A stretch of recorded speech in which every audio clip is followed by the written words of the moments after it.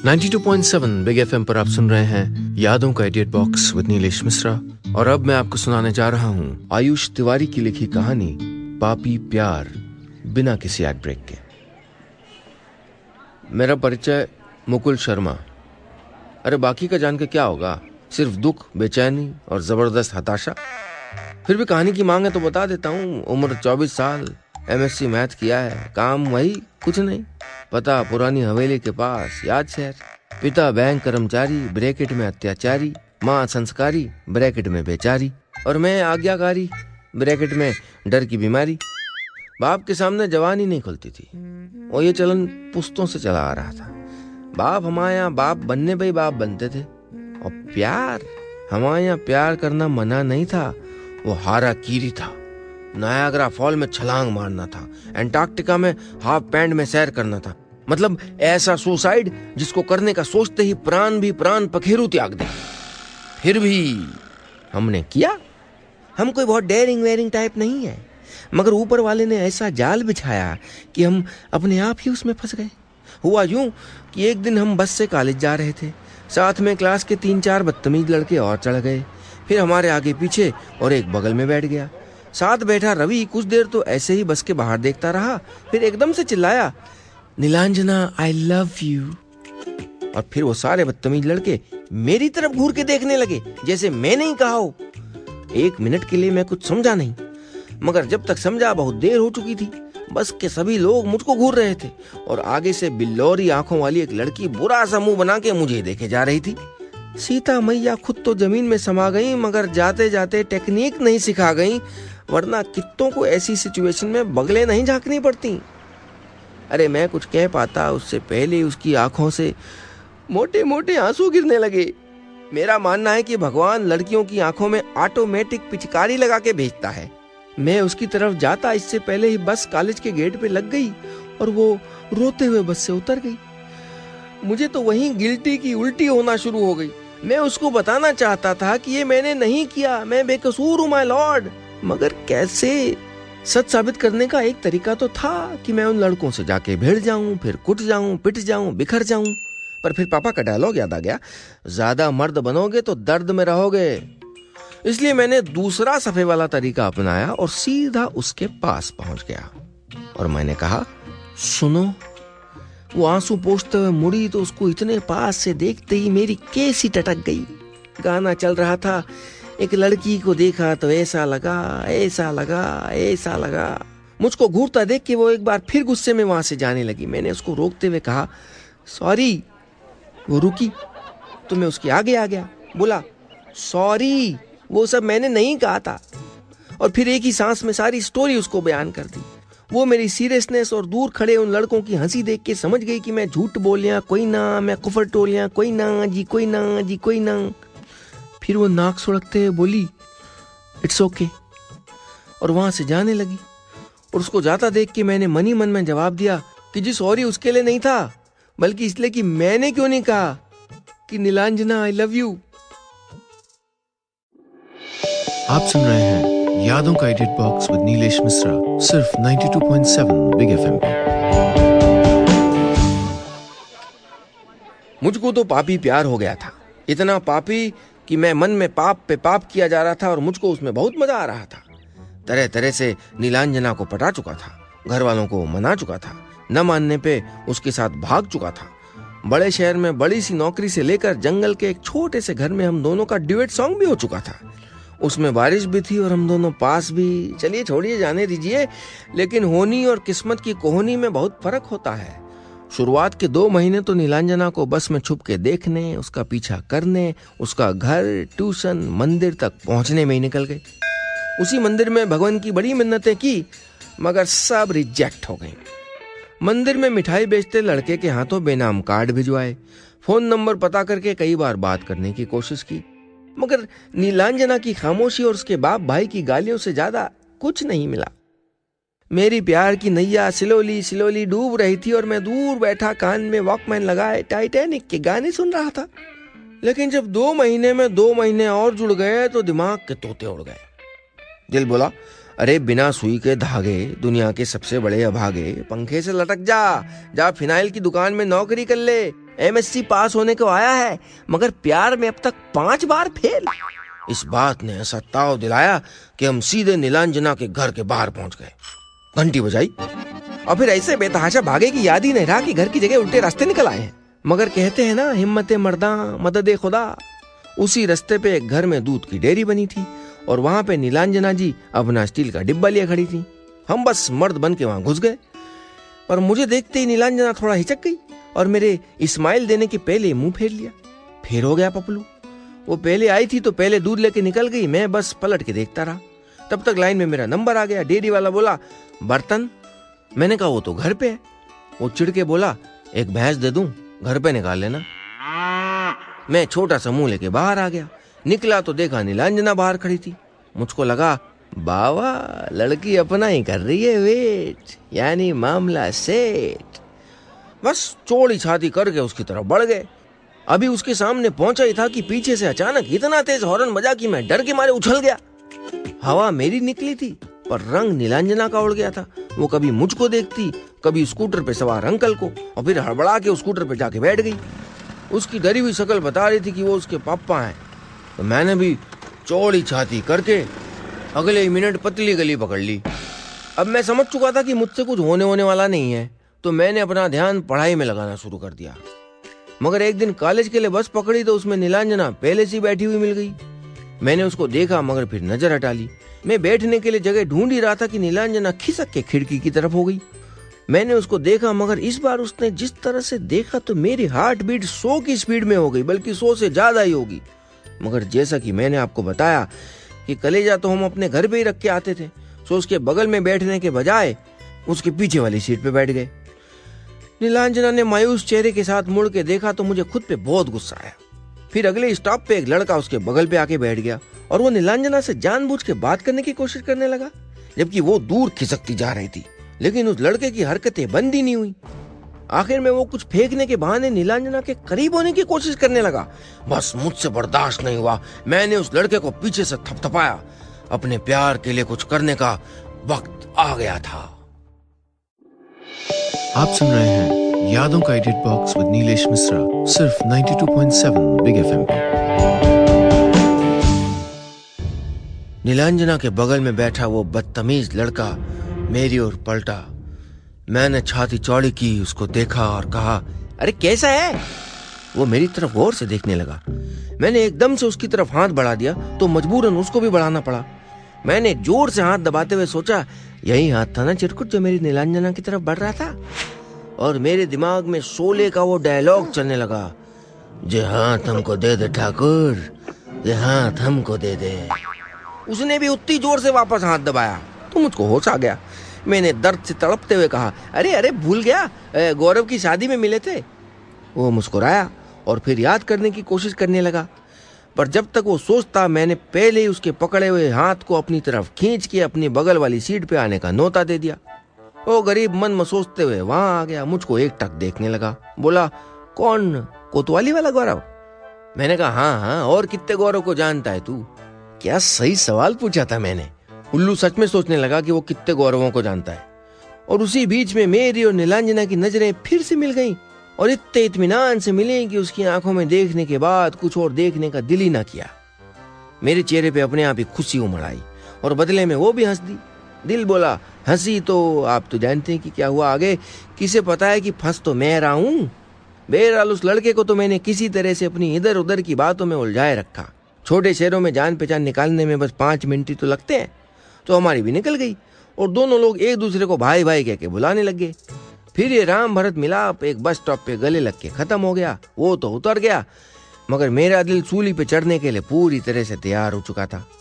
उस दिन के बाद से मैंने नीलांजना के साथ बस खेलना शुरू कर दिया। स्टॉप पे उसका इंतजार करता, उसके साथ रोज कॉलेज जाता। बस में दोनों एक दूसरे को देखते जरूर, पर मुझे अब भी यकीन नहीं हुआ था कि मुझ जैसा चोंगू उस जैसी परी को पसंद आएगा। सो उसके बगल में बैठने की जगह उससे 45 डिग्री का कोण बना के मैं उसको देखता रहता। मैं नॉर्थ में, वो साउथ में। और यहाँ पे पहली बार फिजिक्स का लॉ मेरी असली जिंदगी में काम आया था। North and south attract each other. और कुछ ही दिनों में हमारी बीच कुछ ऐसी नैना फाइटिंग शुरू हुई कि दोनों के दिल घायल होने में वक्त नहीं लगा। वक्त लगा मुझको कहने में, एक्सक्यूज मी, मेरा स्टॉप आ गया है, साइड प्लीज। सुना था इंसान की शब्दावली में 50 से 100 शब्द होते हैं। मेरी प्यार की शब्दावली में सिर्फ यही 6 थे। अब आप भगवान के लिए गिनने मत लग जाओ। जब अपनी जबान ने धोखा दे दिया तो हमने कलम उठा ली। सुना था तलवार से ज्यादा ताकत कमल में होती है, सॉरी सॉरी कलम में होती है, सो लिख डाला, dear Neelanjana, I want friendship with you, you any problem then tell me, your M. आप सुन रहे हैं यादों का idiot box with Neelesh Mishra, सिर्फ 92.7 बिग एफएम पे। लेटर का जवाब आया, मगर ऐसा आया कि हम चारों खाने चित्त हो गए। लिखा था, एम, आई एम सॉरी। पहली लाइन पढ़ते ही दिल में लगा टाइम बॉम्ब एक्सप्लोड हो गया और दिल के चीथड़े चीथड़े स्लो मोशन में चारों तरफ उड़ने लगे। दिल के चीथड़े अभी हवा में उड़ ही रहे थे कि मैं आगे बढ़ रहा था। बिना जान पहचान, बिना बात किए दोस्ती नहीं होती। दिल के चीथड़े और थोड़ी दूर उड़ गए। आगे लिखा था, बात करनी है तो कल कॉलेज में 2 बजे मिलो, एन। आए। मैंने टूटते हुए दिल के सीन को तुरंत पॉज किया और झट से रिवर्स का बटन दबाया। बात करनी है तो कल कॉलेज में 2 बजे मिलो, एन। जब अगली सांस ली तो दिल बिल्कुल अपनी जगह पे तेजी से धड़क रहा था। इतनी खुशी मुझसे बर्दाश्त ही नहीं हो रही थी। घर पहुंच के सीधे बिस्तर पे पड़ गया और खुद ही बड़बड़ाने लगा, मेरे साथ इतना अच्छा कैसे हो सकता है, कैसे कैसे। और मैं खुशी के मारे तकिए में मुंह छुपा के रोने लगा। रात तो किसी तरह रोते पीटते कट गई, मगर सुबह से मैं उंगलियों को 100 बार चटका चुका था। घड़ी के कांटों को कई बार गालियां बक चुका था। एक कप तोड़ चुका था, मम्मी की डांट खा चुका था और तो और कल की बारिश से भरी कैंटीन की गीली कुर्सी पे ठीक 2 बजे जाके बैठ चुका था। वही कुर्सी जिस पे कोई और बैठ नहीं रहा था, वही कुर्सी जिस पे मेरे बैठते ही आसपास से जोर का ठहाका उठा, पर मैं नहीं उठा। बस नीचे से कप कपी की लहरें उठती रहीं, जिनको मैं मेन्यू कार्ड के सहारे दबाता रहा और एक अच्छे विद्यार्थी की तरह अगले आधे घंटे में उस मेन्यू कार्ड को धन्यवाद देते हुए पूरा रट लिया था। जब नीलांजना वहां पहुंची तो जाहिर सी बात थी कि मुझे उठ के उसको बताना था कि वो एम मैं ही हूँ। जानती तो वो पहले से थी, पर लड़का होने के नाते ये जताना कि उसको कुछ नहीं मालूम मेरा प्रेमी फर्ज था। पर रिश्ते कपड़ों के साथ उठ के मैं उसका ठाकों से स्वागत नहीं करवाना चाहता था। मैं अपनी जगह बैठा रहा। नीलांजना 2 मिनट तक मेरे उठने का इंतजार करती रही और आखिर चिढ़ के मेरे सामने वाली टेबल पे जाके बैठ गई। मैंने कई बार उससे नजरें मिलाने की कोशिश की, मगर नीलांजना ने वहां बैठने के बाद एक बार भी मेरी तरफ नहीं देखा।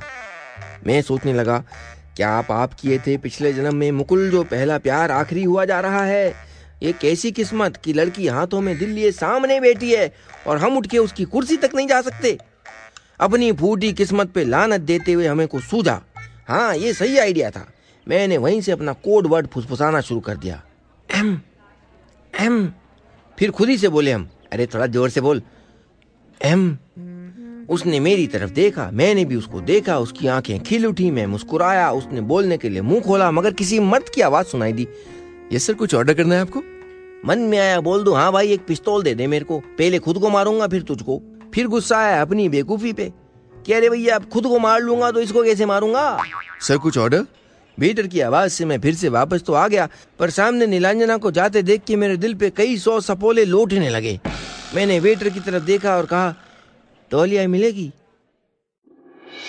आप सुन रहे हैं यादों का idiot box with Neelesh Mishra, सिर्फ 92.7 बिग एफएम पे।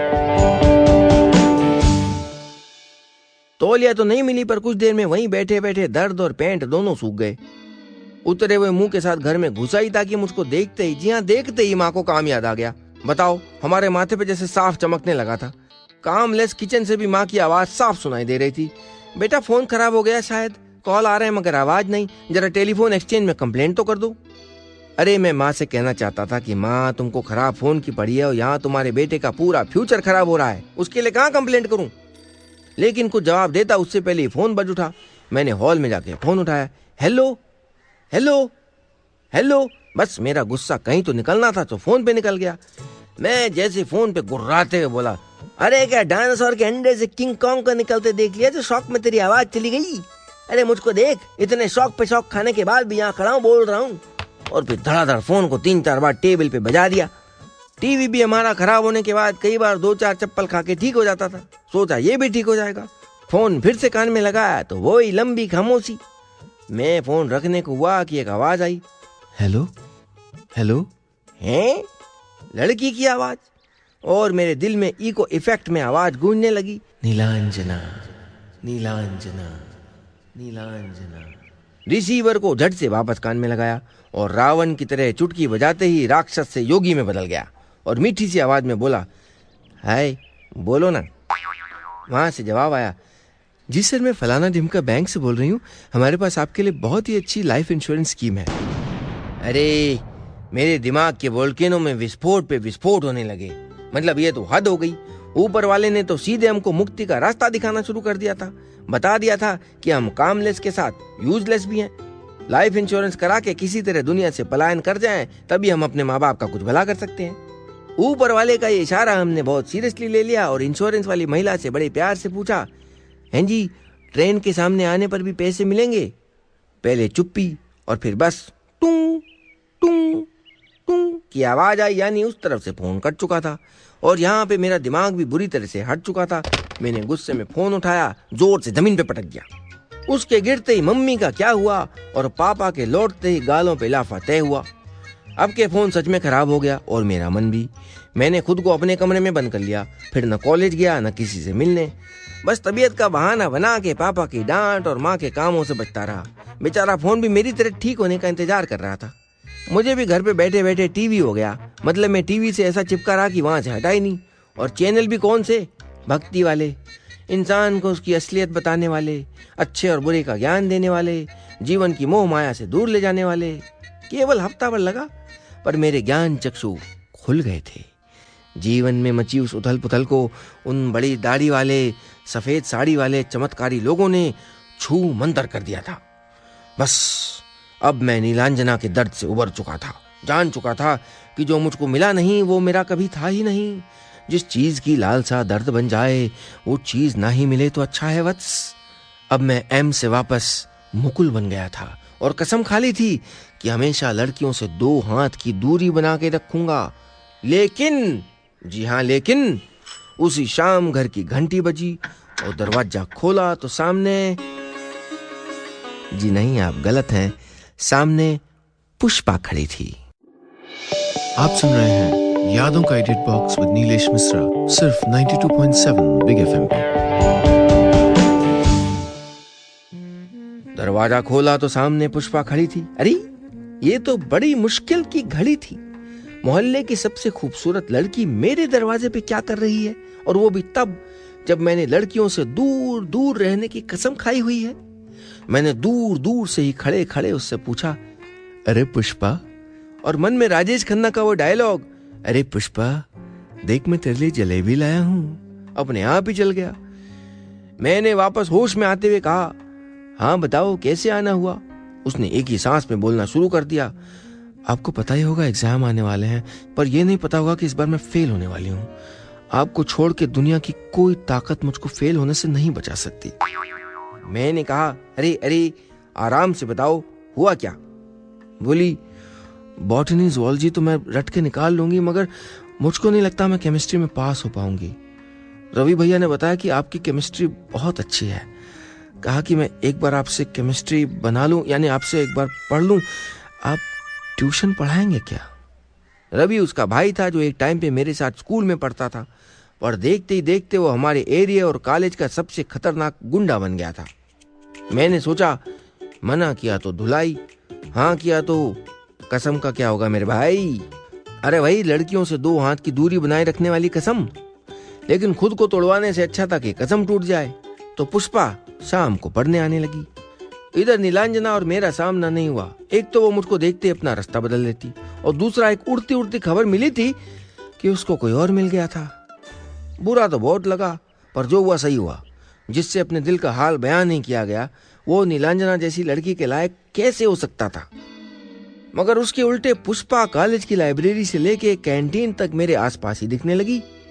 पर मुझे कुछ अजीब नहीं लगा, क्योंकि हम हमेशा पढ़ाई की बात करते थे। लेकिन एक दिन कैंटीन में उसने ऐसा एक सवाल किया कि मेरी हवाइयां उड़ गईं। वो बड़ी देर से अपना दुपट्टा उमेटे जा रही थी। फिर एकदम से बोली, एक बात पूछो, आप बुरा तो नहीं मानेंगे? मैंने कहा, नहीं पूछो। उसने तड़ से सवाल दाग दिया, मैं आपको कैसी लगती हूँ? और शर्मा गई। दिल बोला, कैसी लगती हो? सूर्पनखा जैसी, दिखने में जितनी भी सुंदर हो, पर भाई तो तेरा रावण ही है। लेकिन रावण की बहन को कोई रावण की बहन थोड़ी कह सकता था जो मैं कहता। मैंने आवाज में भारीपन लाते हुए कहा, ये कैसा सवाल है? उसने आंखें तरेरते हुए कहा, सीधा सा तो सवाल है, आप इतने भोले मत बनिए। मेरी कनपटी से कुल 3 लीटर 250 मिलीलीटर पानी अपने आप ही चूना शुरू हो गया। मेरा रंग उड़ते देख के शायद वो समझ गई और बोली, कहीं आप मेरे भाई से तो नहीं डर रहे? डरिए नहीं, मैं कौन सा आपसे शादी करने के लिए कह रही हूँ। अरे बाय गॉड, मैं सुनते ही भड़क गया। मैं क्या तुमको कोई टाइम पास मूंगफली लग रहा हूँ? मैं वहां से उठा और उससे कहा, पुष्पा देख। और फिर वही डायलॉग, पुष्पा देख मैं तेरे लिए जलेबी लाया हूँ। चल गया मेरे माइंड के अंदर। मैं अपने मन के टेप रिकॉर्डर को एड्रेस करके चिल्लाया, अरे भगवान के लिए चुप हो जाओ। वो डर गई। मैं फिर भी बोलता रहा। मैंने कहा, मेरे मन में तुम्हारे लिए कुछ नहीं है, तुम में कोई बुराई नहीं है, तुम बहुत अच्छी हो, बहुत सुंदर हो, पर तुम मेरे लिए सिर्फ एक स्टूडेंट हो। मैं पहले से किसी और को पसंद करता हूँ। ये झूठ था कि सच पता नहीं, पर दिल में जो था वो जबान पे आ गया। मैंने कहा, आइंदा हम इस बारे में बात ना करें तो अच्छा है, वरना मुझे तुमको पढ़ाना बंद करना पड़ेगा। वो सिर झुकाए वहीं बैठी रही और मैं वहां से निकल गया। फिर घर पहुंच के 5 बजे का इंतजार करने लगा। प्रार्थना कर रहा था कि भैया दोबारा ना आ जाए ट्यूशन पढ़ने। मगर खराब किस्मत के मामले में मेरा कोई सान ही नहीं था। तो ठीक 5 बजे घर की घंटी जोर से बजी। दरवाजा खोला तो जैसे घुप अंधेरे में अचानक लाइट आ जाने से आंखें चौंधिया जाती हैं, वैसे ही मेरी आंखें चौंधिया गईं। मुझे कुछ समझ नहीं आ रहा था। पुष्पा में मुझको नीलांजना क्यों दिख रही थी? नहीं नहीं नहीं नहीं, वो पुष्पा नहीं, नीलांजना ही थी, क्योंकि पुष्पा तो उसके पीछे खड़ी थी। वो आगे आई और नीलांजना को मेरे सामने बिठाते हुए बोली, सर आपकी नई स्टूडेंट। बाकी की कहानी सीधी सादी थी। नीलांजना मुझसे सच में प्यार करने लगी थी, पर जानना चाहती थी कि मैं बाकी कॉलेज के लड़कों की तरह छिछोरा हूँ या फिर उसके प्यार में सचमुच पागल हो रहा हूँ। पुष्पा उसकी सबसे खास दोस्त थी और उसके पास सच जानने का इसके अलावा कोई और तरीका नहीं था। मैंने हंस के उसकी तरफ देखा और पूछा, कहीं मैं पुष्पा को हाँ कर देता तो? बगल से पुष्पा झट से बोली, मेरा भाई है ना, बहुत बार पूछ चुका है, मुकुल ढंग से पढ़ा तो रहा है। बस इतनी सी थी ये कहानी।